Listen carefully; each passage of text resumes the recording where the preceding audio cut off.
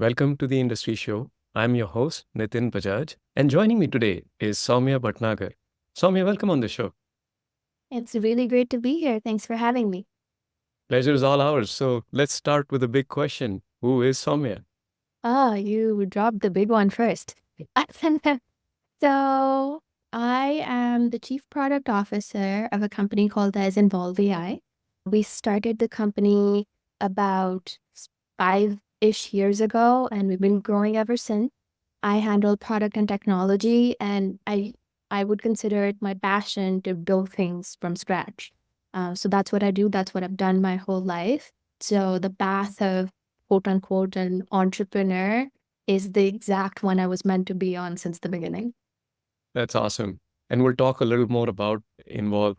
If you can give us a sense of what's the size and scale of the operations. But before we go there, why Involve? You could have done many different things. Your parents, your family is in a completely different profession. Why take this not so easy path of entrepreneurship and that too in a foreign land? Very good questions, all of them. Starting with my parents, I do come from a family of about 50 doctors. So you've got everybody from a trauma surgeon to a psychiatrist, all of which have diagnosed me at some point. Especially when I told them that I'm going to start a company. Like it was like serious prescriptions being bandied about. But yeah, my family, my grandfather wanted to pass on this legacy of being a doctor. And in India, you have to decide your entire life and career path at 15. If you're not, you choose to not study enough for the exams and don't get science, you can never become a doctor. And in general, your parents decide for you. So my parents were trying to really push me in the direction of let's become a doctor. And my dad's a trauma surgeon, and he took me to this Grey's Anatomy kind of room saying, you're going to see surgery and you're going to fall in love with it. And that's what you're going to want to do for the rest of your life. He walked back into the room and I had passed out. I hit the table hit my Oh my head. God. I got 2 stitches as well. Basically, the family decided the doctor and the patient are both unconscious. There will not be a surgery. So they said, go try or do what you want. You are not meant for this. So we were talking before the show that the universe creates a path for you.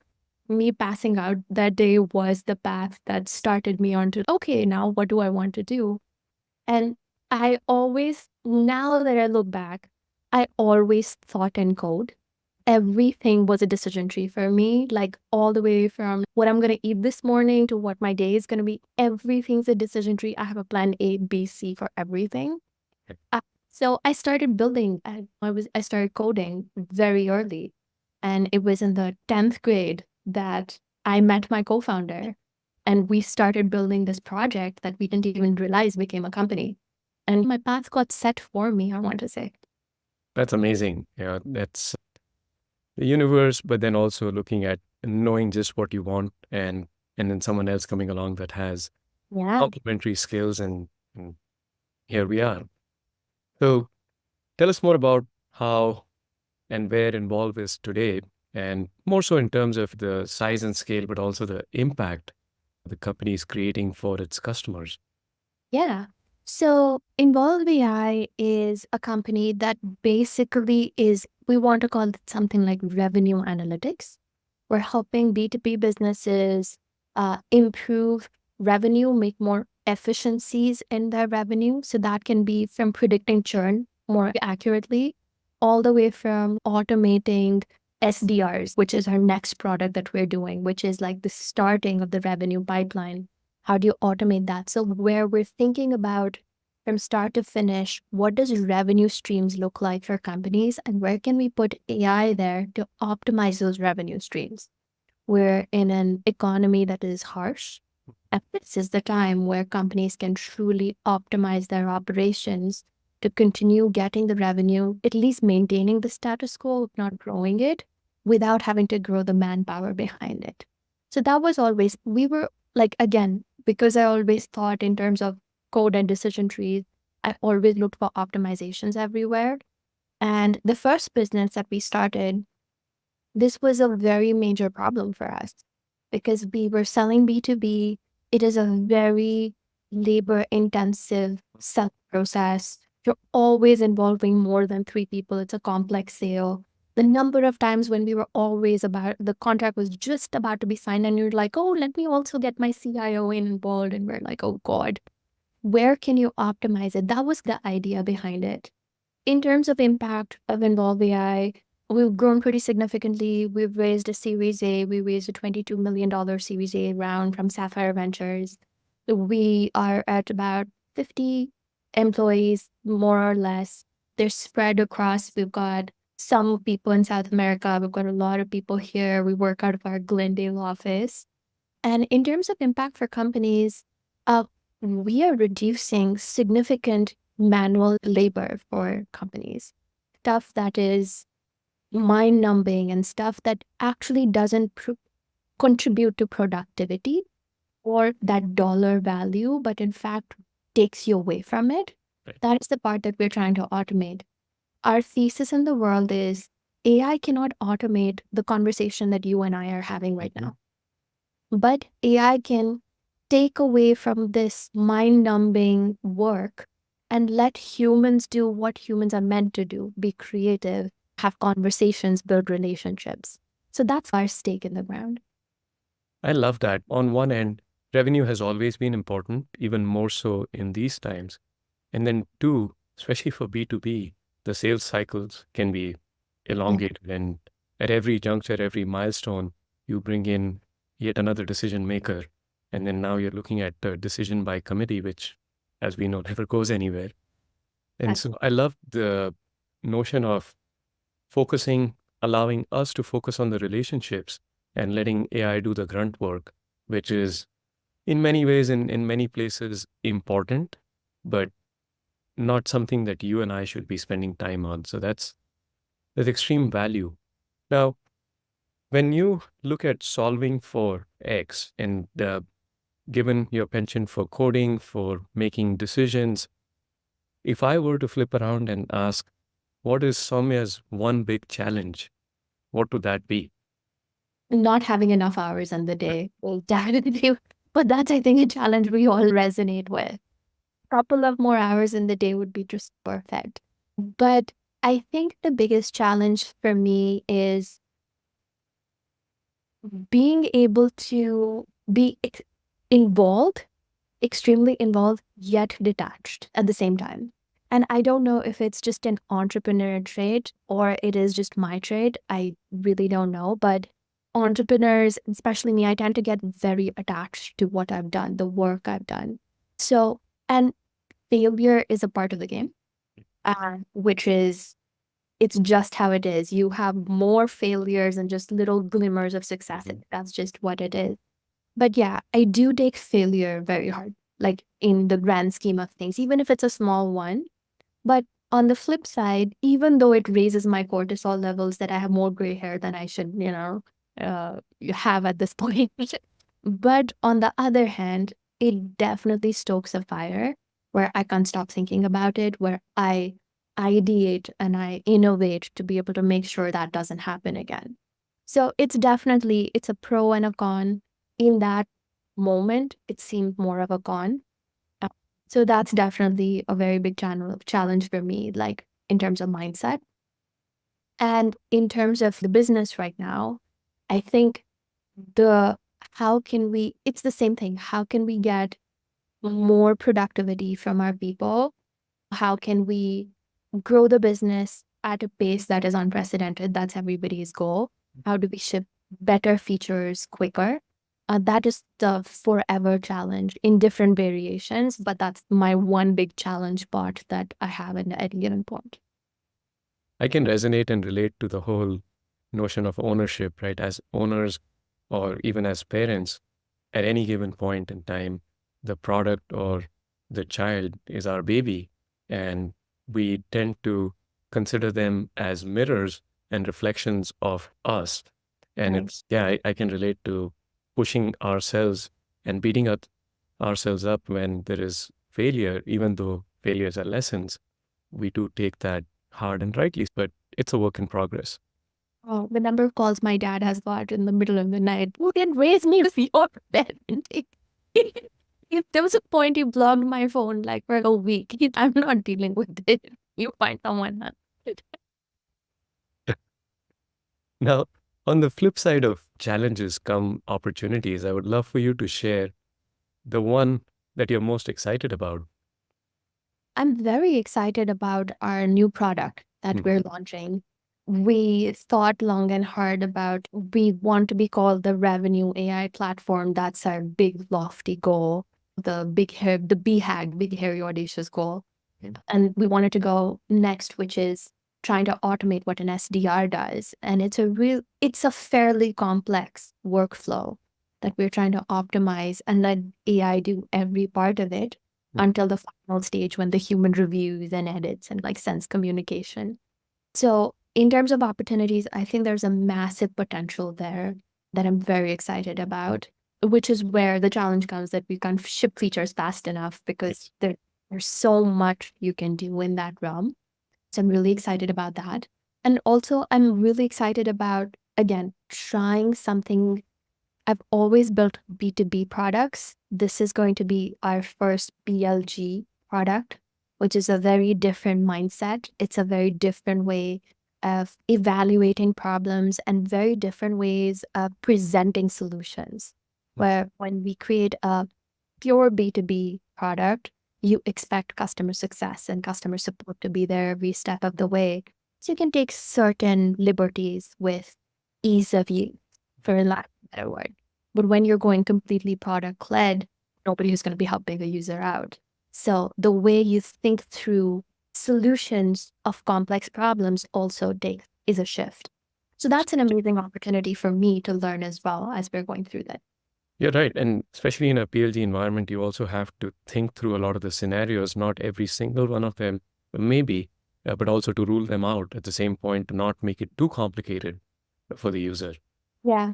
Just for context, like I read a whole book that's just called product led onboarding. There was nothing else but onboarding of product led products, which is an entire, like, just for 5 screens. Mhm. I spent like reading up like for weeks because again, it's a very different way and a very different notion entirely. When you do the jobs to be done framework, the motivation with which a user comes into a PLG product is very different from a B2B product. Essentially, users are forced into a pure play B2B product. They're like, you have to use it. Like, we're giving you Salesforce. No, you don't get any other option. You log in or you don't make a deal. Yep. And but it doesn't work like that for PLG solutions. Like people come of their own volition, and it's your responsibility to make sure they don't have buyer's remorse. It's a very different way of thinking through a solution. Yeah. And people that understand PLG and live in that realm will have a lot of appreciation for the amount of thinking and work that goes into identifying all of these different user personas and not just catering to them, but really making them feel belong, that this was truly designed for them and me Yeah. driving adoption through that. Because Yeah. that's one of the other big challenges for a lot of the products is how much of it is being truly adopted. Yeah, Exactly. ex- Here, if you don't, they don't adopt, they don't pay. So exactly. it, on the other hand, it also gives a very quick feedback loop. For B2B products, the difference is you spend a year trying to get people to onboard, you don't get feedback until they don't say, hey, we're canceling 1 or 2 years later. Right. But here, we're getting so much feedback and really quick. We're still in beta, but it helps with the agile mindset of building product, which is why I was talking about my challenges, which is we can't ship product fast enough because the feedback is also a fire hose. True. It's all related, all connected. It did. Hence my cortisol levels and my father's cortisol level.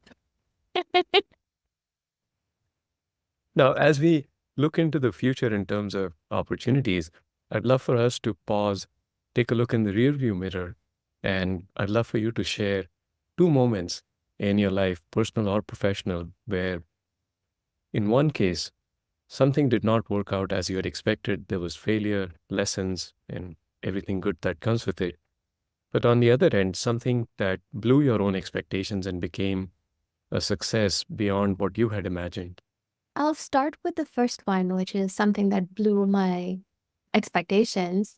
I have forever talking to me right now, you wouldn't know, but I was, at least up until a few years ago, one of the most antisocial people you would ever meet.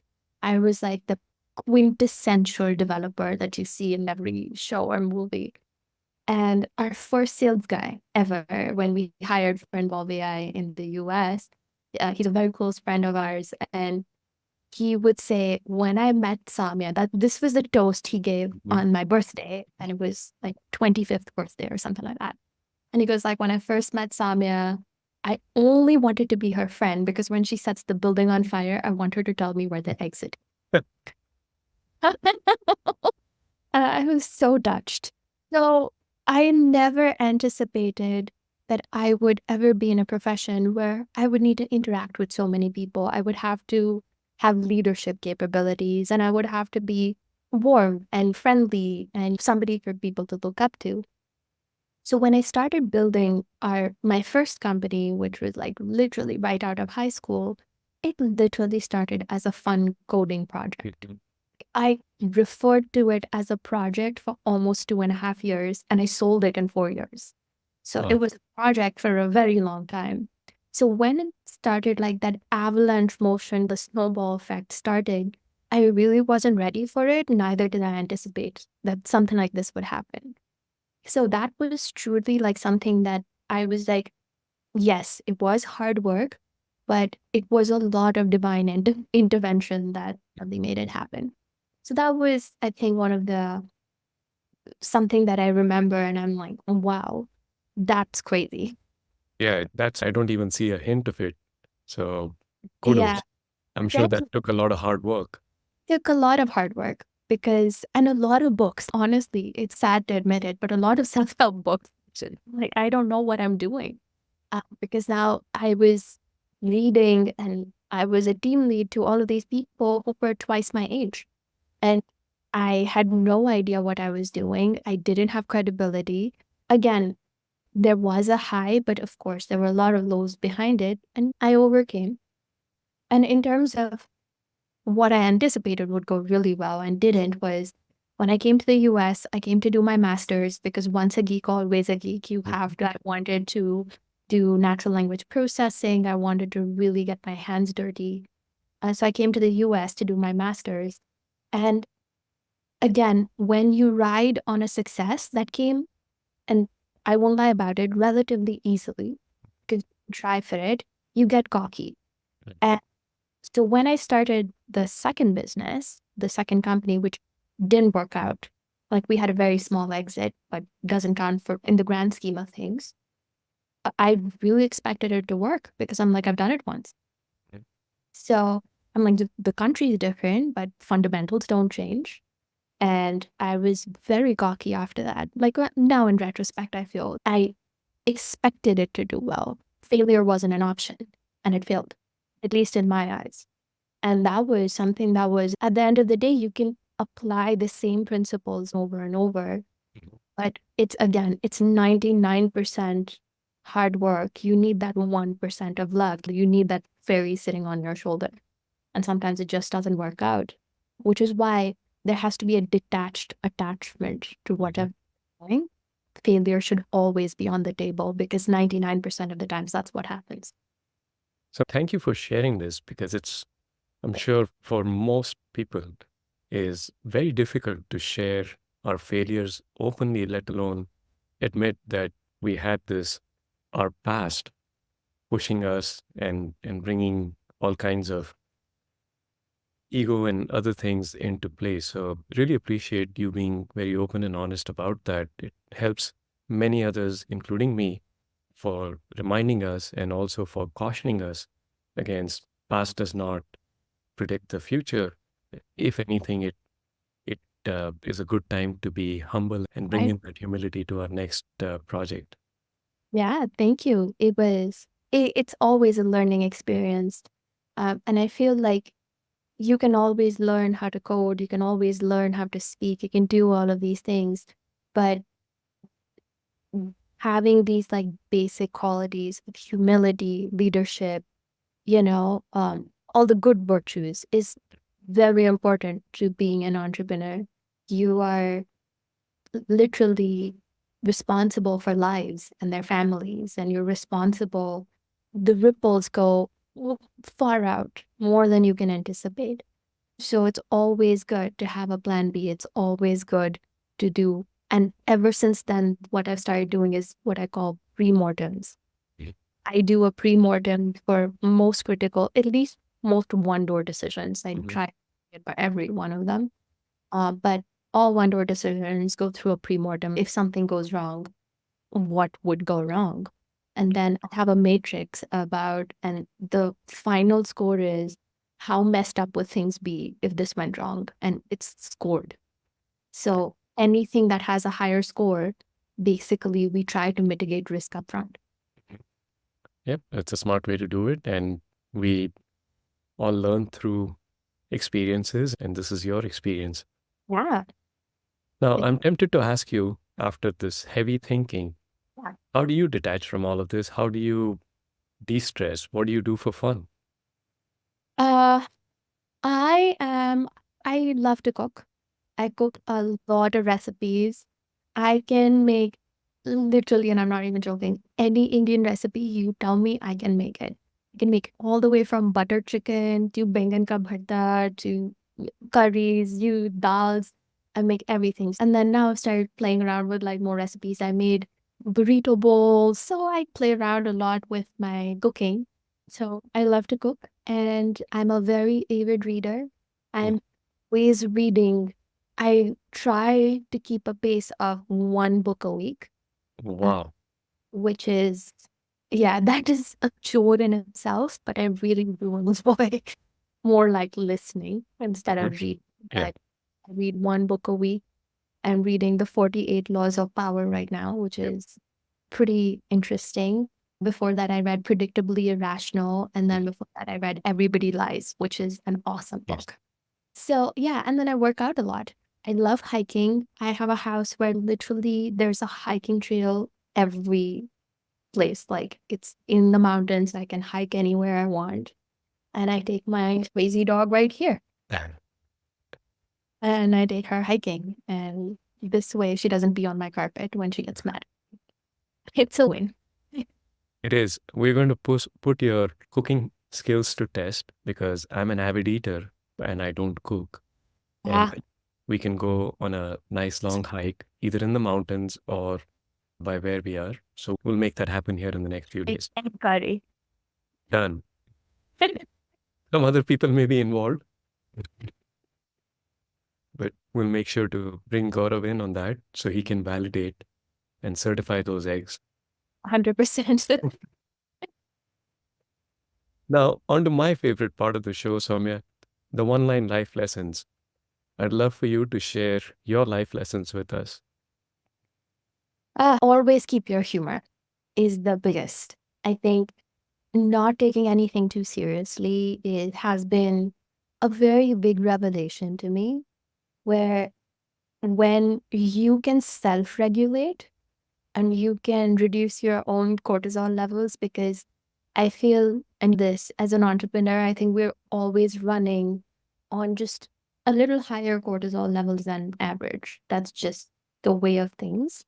So the really important thing is to self-regulate and then find a way to self-regulate. It helps prevent burnout, in my opinion. And the other thing that I feel I keep is always have someone to talk to.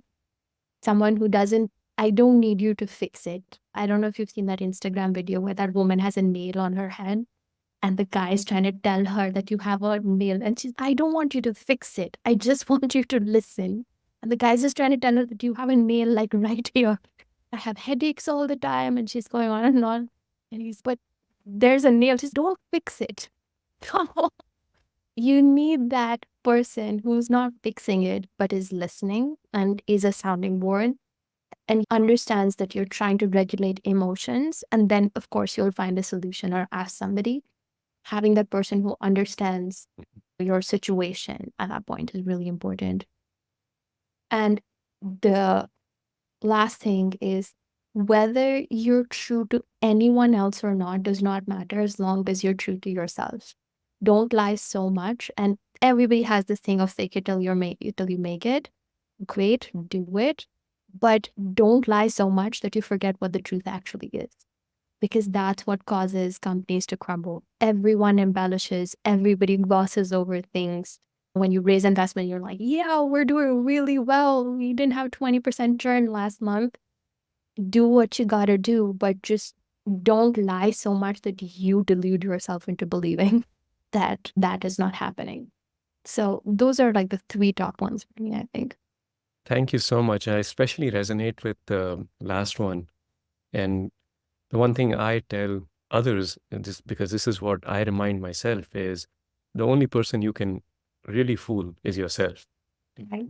For everyone else, it's a narrative, it's a story that you get to paint, but there's only one person you need to be careful of is you. And thank you so much for sharing your journey and story and your life lessons. Really appreciate it. Kudos for all the successes so far and good wishes for continued success for this beta that you have that's going live soon. Really excited for that and looking forward to some lunches and hikes together. And eggs. And